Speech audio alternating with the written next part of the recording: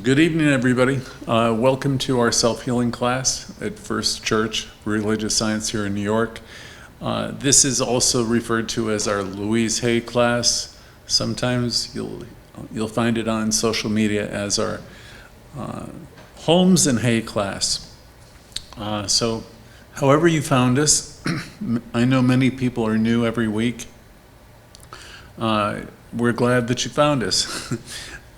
Oftentimes you click on our social media and you like what we're doing, or people give us, you send us a request, and so we have a lot of people on the call this week who are new. So I want to welcome you, and I also want to welcome those of you who are tuning in on YouTube and Facebook.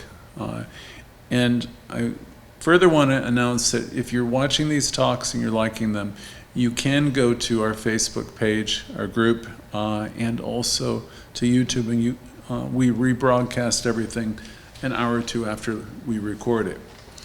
So Louise Hay happened to be a practitioner right here at this church in New York, and she was a young woman and she was learning the very same material that you're learning. And she became a practitioner. And let me say this, a practitioner is somebody who practices. So it's wonderful that we're all here coming together and we're learning this material. But if you really want to have it change your life, then it involves practice. This evening I'm going to bring up the subject which is called your racket, and how to overcome your racket. It's a part of our series with Louise Hay on spiritual self-development, spiritual success. It's nice to see all the people who are tuning in. Last week we had 111 people. I don't know exactly what it is this evening, but we're reaching a lot of people, and that's in our live broadcast. So there's several hundred of you tuning in every week, and that makes us feel really great.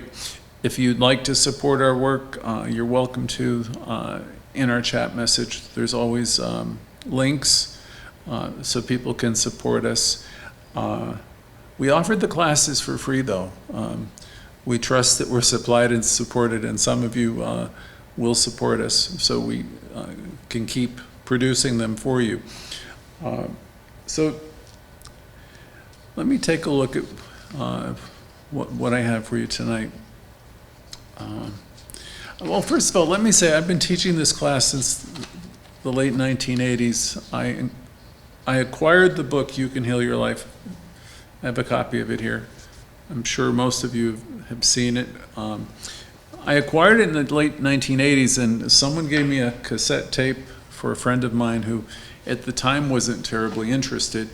But coincidentally, it was like a week or two later, the end of the street, there was a Unity Church, and on their marquee were the big words, "You Can Heal Your Life." And I went and I listened, and some months later, the teacher had to move to another city, and I was asked if I would continue the group on, and I did.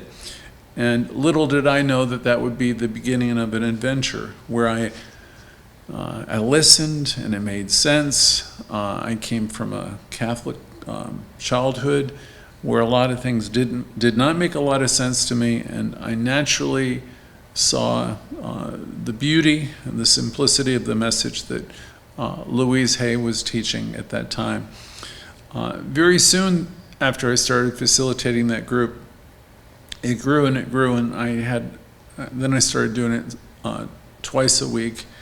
And one of the groups were people who were dealing with AIDS, and one of the groups were people who were dealing with life and needing to heal internally, the negative messaging, their relationships. And so I was exposed to people who were dealing with all kinds of problems, and I've never yet seen this material let anybody down.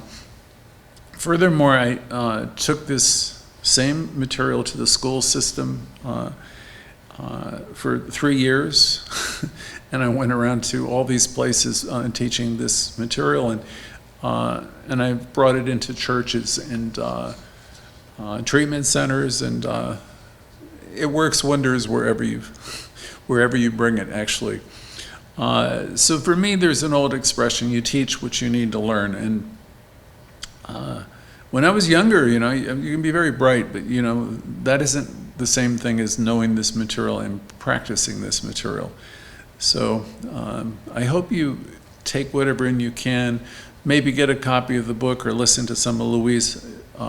She has audio, What I Believe and Deep Relaxation, and she has other audios that are available at the Hay House.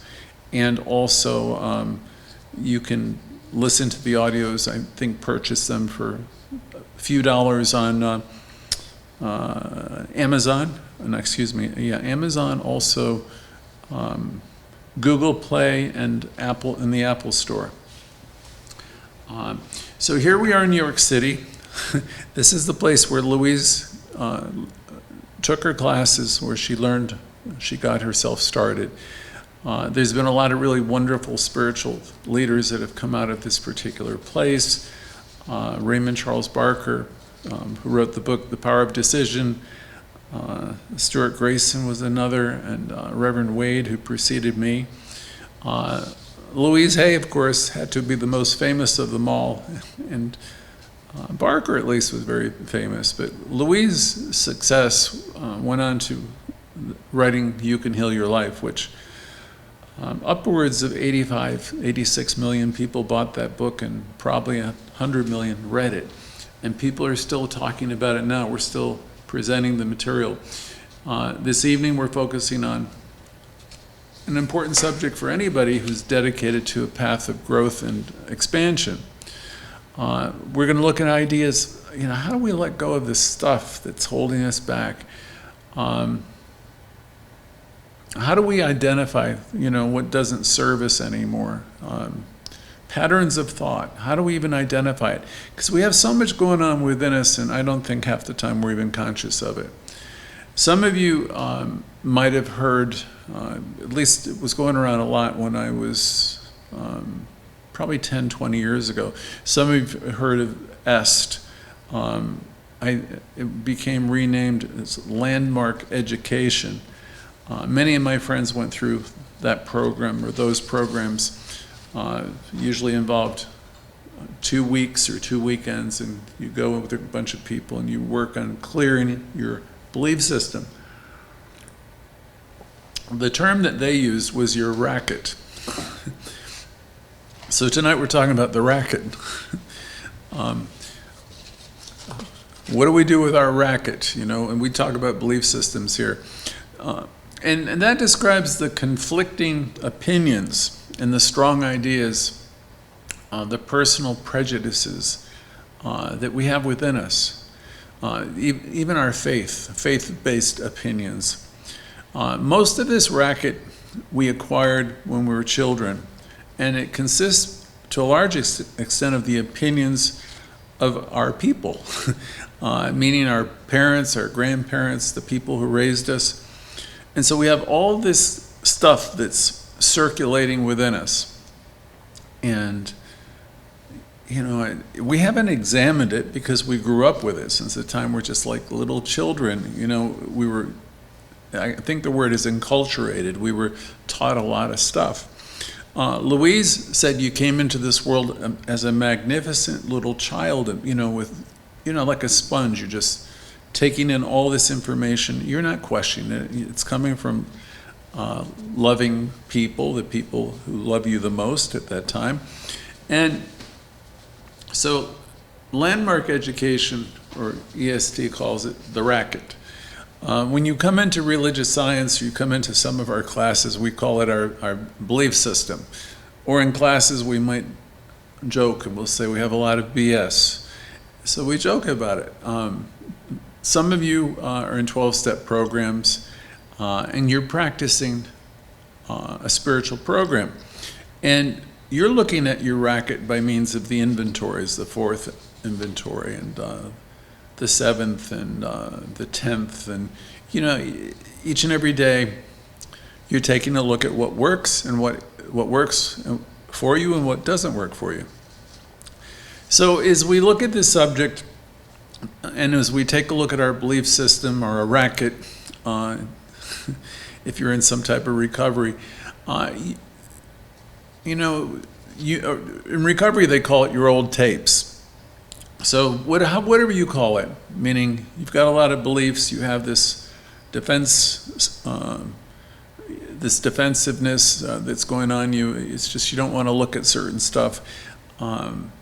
You've got old tapes that maybe you don't want to challenge, but these old belief systems are going round and round. I had a friend who used to say it. He said, "You're looping," and I said, "What do you mean by that?" It's like you're going around in circles with that same old stuff. It's like somebody hurt you 20 years ago, so now you're not trusting women or men, or something happened to you long ago, and now you've made a decision that's like etched in stone, that's permanent. Saying as we do that stuff, we're limiting ourselves, and you're making you're making it difficult for you to have an enjoyable life in the future. As you have these old tapes and this racket going on, they keep going round and round, and they're going to keep going around and round unless you do something to stop it, to change your belief system. Another colorful way of describing this, is called the train of causation. If you were taking science of mind classes, you'd come across that phrase, the train of causation. Well, let me break that down a little bit. We are each responsible for our lives, and our lives, for the most part, are a reflection of our thought forms. Our lives reflect the tendency of our thinking, our thoughts. So if I have a lot of old tapes going on, which I did at one point in my life, it's just going round and round, and those old tapes would suggest that I'm not okay, I'm not good enough, I'm not measuring up in some way, I'm not up to speed. I would compare myself then to others, and I would really be doing myself in. So if you're doing all that, we are knowingly, with all that kind of focused thinking, we're creating problems for ourselves, because whatever you're doing is going to bear fruit. That's what the train of causation is about, that trend of thought. When you learn to do spiritual mind treatment, which we also call affirmative prayer, the way it was taught to me by people I really respect is, it's not that every single thought shows up, I'm thinking something that's going to show up, in my life immediately. But it's the tendency of my thinking, it's the tendency of my thoughts. If I'm keeping on seeing the good or the God, if I keep on focusing, if I change my orientation to see the good, if this is my preoccupation, if this is my practice, then I have that conviction, then I can really rest and know all is well. I know the good is going to show up, because if I'm stating in this present moment that God is here and all is well, and if I believe it, if I have that kind of conviction, and I have the willingness to let go of that idea and just at last have some peace, it's like planting seeds into the fertile mind of God. Meaning, you're planting a seed that all is well, and if you have that faith, then you will see a demonstration of that knowing. So you want to, in this teaching, maybe start with affirmations. They're really wonderful, but you want to bring those affirmations in a little bit deeper into your being. Louise would say, deep in the center of my being, right? There's an infinite well of love, and you want to take those affirmations in and own them.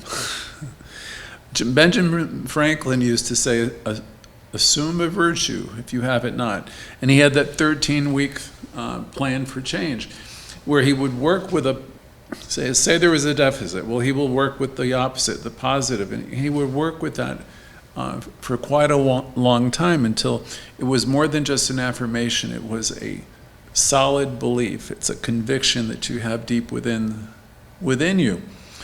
So we all have this activity, which we call the train of causation going on. We don't realize it. We don't realize that we're caused through our own experience, but we are. In truth, there's nothing outside of you. See, that's a metaphysical concept that some people don't understand who are new to this call.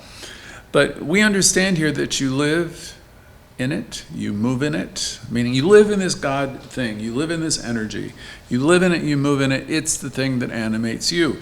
And it responds to you. And when does it respond to you? It responds to you all the time. So that's simple enough if you can take that in. We have sayings like there's not a spot where God is not. Many of you don't like the word God, so substitute that word with something else if you want to. Higher power, source, energy. The idea behind it is there is one energy. The younger generations seem to like that word. There's energy. Okay, use energy. That's great. There's energy. And it can't be created, it can't be destroyed. It always is there, and it's in you, and it's operating through you. So when you get yourself in alignment with life itself, life is about peace and power and love and beauty and goodness and truth. When you align yourself with the greater reality, which is your inner reality, when you align yourself with all of these thoughts, then you're going to know that you're supplied and supported, and you're going to deeply be aware that you're one with all good. You're going to see that there's good operating in everyone. And then your train of causation is going to be altered, hopefully permanently, because you might have been down in the dirt, so to speak, with a lot of negativity, when you find a teaching like this. But gradually, week by week, what you're doing is you're leveling up. You're leveling up because your consciousness is being lifted. Your thoughts are changing, your beliefs are changing, and as a consequence of you lifting your thoughts up, you're lifting yourself up, you're going to have that reality be reflected in your life by what we call the law of mind. Very simply, as within, so without. As I get my thoughts higher, and as I start to embrace positive expectancy and I start to have greater faith, your world will change. You'll heal your life. And miracles will be natural. I'm getting ahead of myself in this talk. It was passed on to many of us as children that the kingdom of good, or God, is at hand. Well, it is. It always has been. And we've heard from the Course in Miracles, miracles are natural. If you're not experiencing them in your day-to-day living, the book says something's gone wrong. But here's what it's really saying. Nothing's really ever gone wrong because you are where you are. You're unfolding in divine order. So if you're not experiencing the joy and the happiness in your day-to-day living, it's just because you're not yet aware of who you really are. And you come into a class like this and we teach you how to love yourself, and we teach you spiritual principles. The first of which is that you live, you move, you have your existence in this divine stuff. You are one with it, you are part of it. You always have been. And you came into a world where you learned a lot of stuff, a lot of belief, and you got into school and you reinforced these beliefs, and some of them are very positive and some of them are not so positive. So you come into a teaching like this, and the author who taught Louise Hay, taught me, and taught many of us was Ernest Holmes. Ernest Holmes said there's power for good in the universe, greater than you, of which you are part. So the power that's in the universe that's great is in you, and it's operating through you. So he said there's power for good in the universe greater than you, of which you're definitely a part, and you can use this power. So when we learn about self-healing, we learn about power. We learn that we have this power within us to use. We learn that the universe is responding to us 24 hours a day, 7 days a week. Through the law of attraction, the movie The Secret, which I talk about often, in the movie, the big genie was representing God, and it always said, "Your wish is my command." And what that's trying to have you see is your predominant thought, your train of causation, is bringing forth a reflection of your consciousness. So what do you think we're always working on in our Louise Hay class? We're working on loving ourselves. We're working on lifting our consciousness. We're working on releasing the need to be in separation. We're learning to try to be more connected. I remember being part of a really wonderful group, probably 15 years ago or longer. And the lady was really gifted, and she asked a question, and this ties into the work we do with Louise Hay. She would say, "Are you coming from connection?" I remember that question every week. Are you coming from connection? And then people would talk, and they would share what's going on, but they would first say, "No, I'm not. Like I'm in separation. I'm in separation because I'm angry. I'm in separation because I'm mad at somebody. I'm mad at my husband. I'm mad at my wife.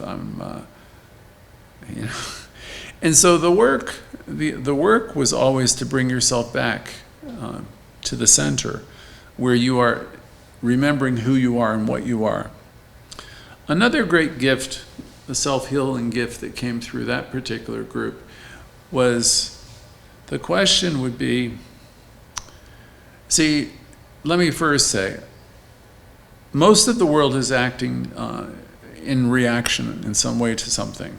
We'll talk about people who are not necessarily in our teaching, who are not on this call, but most of the world is out there responding, reacting to what's there.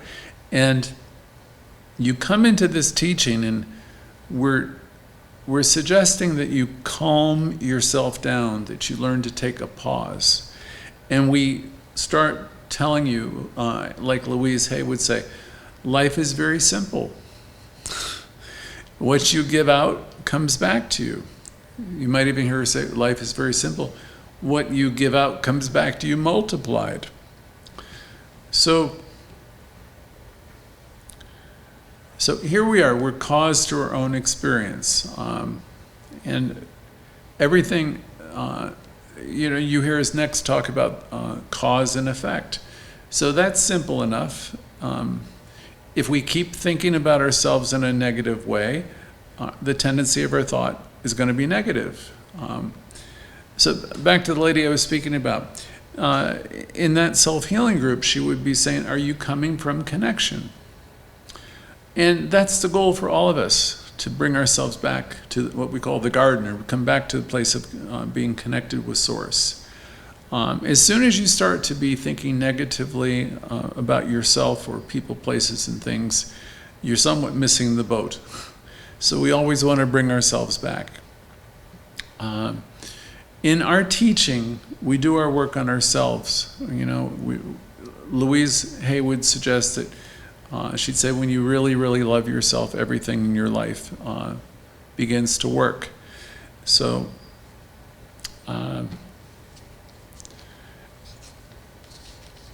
back to the train of causation. If your consciousness and your mentality and your thoughts tend to be positive for the most part, then your whole train of causation will be leading you to positive experiences. The tendency of your day-to-day life will be positive. To understand the law of cause and effect, or to understand the law of attraction, you only need to understand that life, again, is always responding to your thoughts, to your word, to your beliefs. Life is responding to you affirmatively. So we want to do the work. We want to see what we're spinning. I want to know if I'm creating someone to be a bad guy or a good guy? What are you creating your life to be? What are you creating people to be? Because this is the thing, we don't even realize we're doing it. We carry around a lot of stuff with us, ancient hurts or history with people, our boyfriends, girlfriends, parents. And we could change all those relationships quite a bit if we had the willingness to let go of the story. So what are you creating people to be? It'd be a question I'd have you think about. If you have instances where there's challenges in your life with people and, resentments, this is a place for you to take a pause and ask yourself, what am I creating this to be? In every case, what you want to be trying to do is to let go of the stuff that's weighing you down. You've heard me say before, Ernest Holmes suggested that we're all carrying around a lot of dead wood. He also used the phrase corpses, stories that we're holding on to about people, places, and things. As you come into a metaphysical study, you're really emptying all that stuff. You're letting it go, and you're coming to the place of realizing all is well, that I'm in the perfect place at the perfect time, and all the time. So we center ourselves in the perfection, in the idea of this source, this God, which we know is in us, each and every one of us operating through us. So we want to pay attention to what we're spinning, what stories they're old tapes, we're going over and over again. In my family system, you do your best with others, you do your best, and you let go and you let God. You really can't change other people.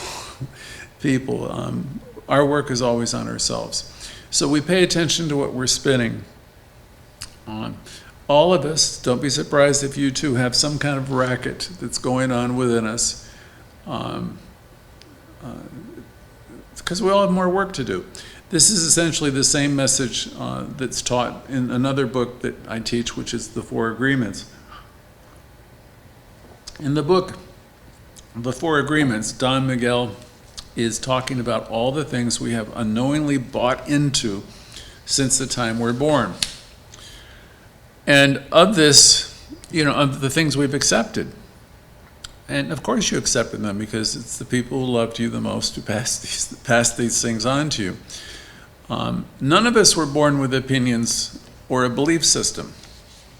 But none of us are children anymore either, so it's time for us to weed out that belief system. Take a look at that racket that we're talking about. And in the book, The Four Agreements, the author said, the racket is like smoke. And he said, if you think of yourself as a being of light, all these beliefs and all this racket is like smoke. It's obscuring the light that you are. So if you want to reflect light and your God self more and more, then you want to dismantle the racket or the baloney, the BS, the stuff that's obscuring the light in you.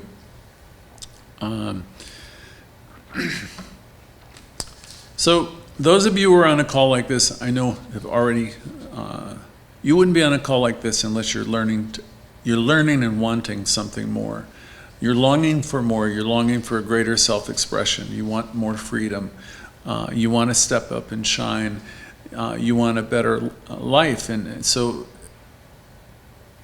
people show up in classes like this because they're ready to take next steps.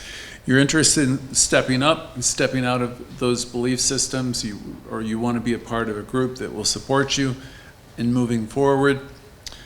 Many of these old belief systems come out of our traditional faiths. I know the one I grew up in would tell me I was a sinner, and my reward would come much, much later. So if you have all these things that are, in your life that make you feel bad or make you feel guilty, or because you're clinging on to them, we call them here false ideas.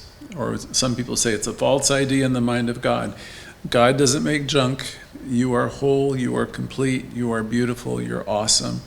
And if you haven't heard that from anybody else, I'm going to say that to you today. You're whole, you're complete, and you're awesome.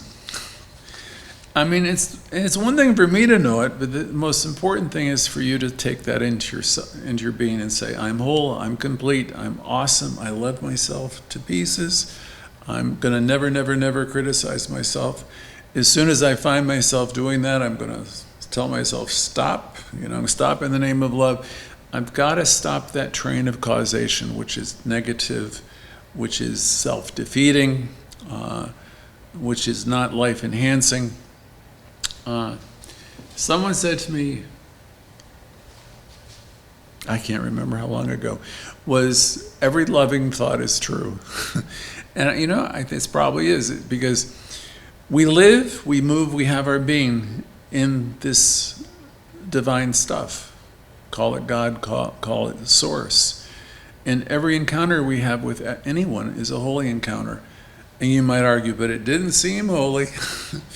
And the fact of the matter, it is, because even when it's messed up, you have another person in your life who's a spiritual being, and they're doing the best they can, and here we are, we're waking up to the fact that we are one with the one, and we don't have to take anything personally that anybody says. What we're trying to do is we're trying to wake up and realize that God is all that there is. I could see peace instead of anything in any interaction. We're trying to lift ourselves up to a different dimension of living and knowing, so that we're not reacting to everything. It's a practice. I can see peace instead of this. I can see God instead of this. I can love myself. I can learn to never, never criticize myself. And as I'm learning to do that, the next thing that's going to happen is, when all that chatter stops, that racket, the idea of criticizing other people will not seem as attractive to you. Increasingly, you're going to get to a point where you really have nothing to say about what people are doing. It won't interest you much. It won't impress you much. You're going to be about what I spoke of not too long ago, your Father's business, which is, and that's attributed to Jesus in the chapter by Luke, which is his mother was wanting him to do something, and he said, I'm in my Father's house, I'm being about my Father's business. For all of us who are adults or middle-aged, or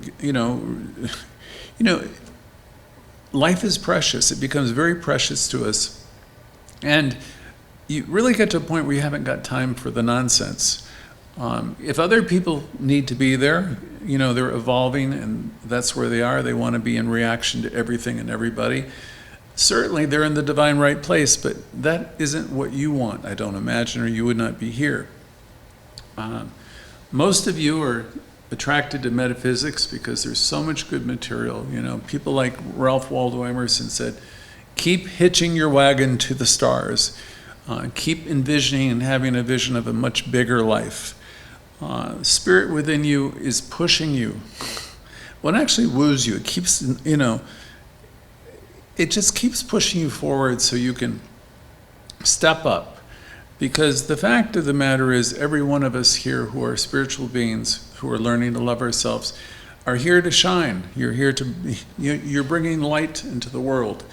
And you're brightening up yourself. You're not here to shine. You're not here to hide or hide your light under a bushel. You're here to shine and to share your love and live in a world that's awesome, where you realize, okay, it may not be perfect in the sense,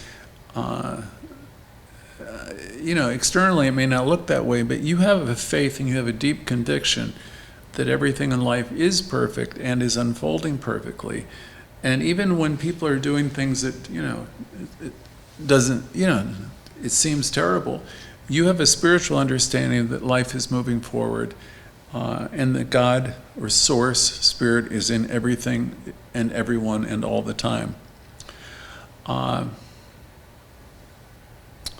So we release the false ideas. We release resentments. We do the work. We are in connection. We're careful who we create people to be. Shakespeare said, you're writing your own play, and you're assigning you're giving people roles and all that, bad guys and good guys, and we have the ability to do it a different way. We have the ability to keep seeing everything and everyone as good. We have the ability to keep on seeing life as good. We have the ability to see ourselves as good. We have the ability to never, never, never criticize ourselves. We have the ability to have compassion for ourselves and realize, oh my goodness, you've been through so much. Everyone in this call has been through a lot. Everyone in this call has learned a lot. And if you're going to reflect, do so in such a way where you can give yourself a reward and you can think, oh my gosh, I've learned so much. I've been through every kind of situation. And out of this, I've grown, I've matured. See, when you're looking back, don't look back to see what you've missed.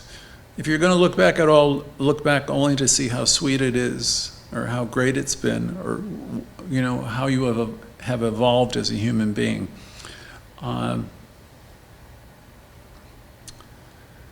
This teaching is really wonderful because it teaches us that as we practice it, we have control over conditions in our life. The average person is out there in the world just reacting to everything. They react and they react some more. When you come into this teaching and you begin to practice it, everything can change. Everything will change. You can heal your life.